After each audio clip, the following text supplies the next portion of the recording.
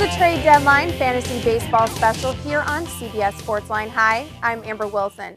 Tuesday is the final day to make non-waiver moves in Major League Baseball, and general managers never have fantasy owners in mind when making moves around this time of year, so it's our responsibility to break every move down for you. Monday was a busy day on the phones, especially in the NL East, where the Braves and the Phillies have been chasing the Mets from day one of the season. The Braves have had an up-and-down year so far, trying to stay competitive, but have fallen back into third place in the division, 4.5 games out. First base has been their biggest concern all year, even going so far as scavenging the ancient Julio Franco off the waiver wires for the Mets. But Monday, they made the move that they feel will boost them right back into the thick of things in the East. The Braves added Mark Teixeira to the middle of their lineup in exchange for Jared Saltalamacchia and 3 minor leaguers, instantly improving the Braves lineup and infuriating Mark Teixeira owners in AL-only league. Mark Teixeira is a first-round draft pick, and we don't see another move of this caliber going down, making the Braves the early winners of the trade season. Teixeira replaces Scott Thorman at first in Atlanta, and Saltalamacchia will move Gerald Laird back to being a reserve for the Rangers. Kevin Garnett's not the only Minnesota athlete moving east. Luis Castillo will also pack his bags and direct his wagons east towards New York. The Mets lost their second baseman, Jose Valentin, who broke his right shin a couple of weeks ago, and have been replacing him with Ruben Gotay and Damian Easley. But they needed a better defensive player and someone to bat second behind Jose Reyes, and they found him in 3-time All-Star Luis Castillo. This trade will bolster the Mets lineup and defense and also help Jose Reyes steal more bases and score even more runs.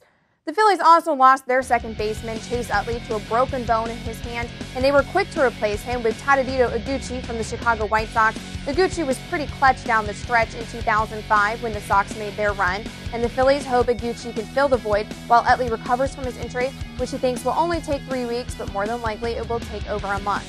Phillies also will try to bolster their rotation by adding Kyle Lohse from Cincinnati. His 6-12 record may not be very exciting, but he actually held his own in one of the worst pitchers' parks in the National League, going 4-3 with a 2.57 ERA.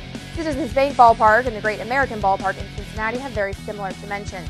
Also, the Phillies' offense and bullpen are big upgrades from the Reds, so Lohse could have a much better last couple of months.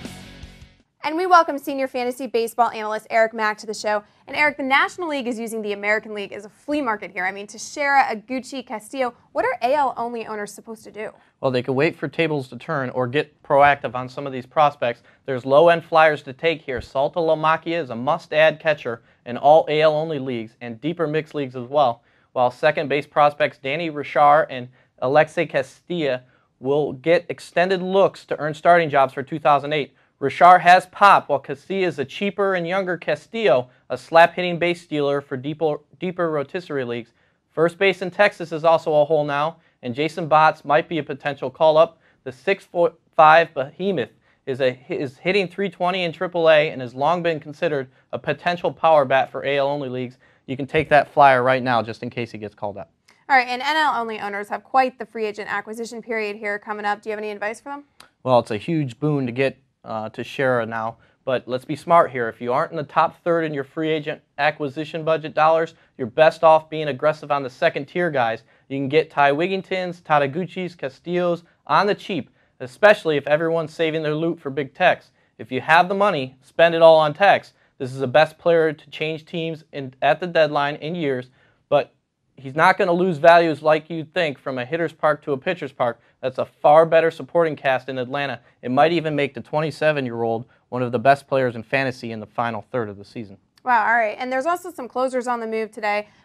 Could possibly be anyways. Eric Gagne, Octavio Jotel, and Al Reyes. Who's going to become a closer? Well, you got to get a jump on the competition. And there's some guys who, if you're scouring for saves, you should scrape up. Joakim Soria in KC, Joaquin Benoit in Texas, and Dan Wheeler in Tampa. These guys will be closing for last-place teams if those guys in front of them get traded, but saves are gold mines for fantasy owners. Benoit will only close if Akinori Otsuka is hurt or dealt, while Soria is a Rule 5 rookie with long-term potential. Soria might be the most intriguing one of that trio.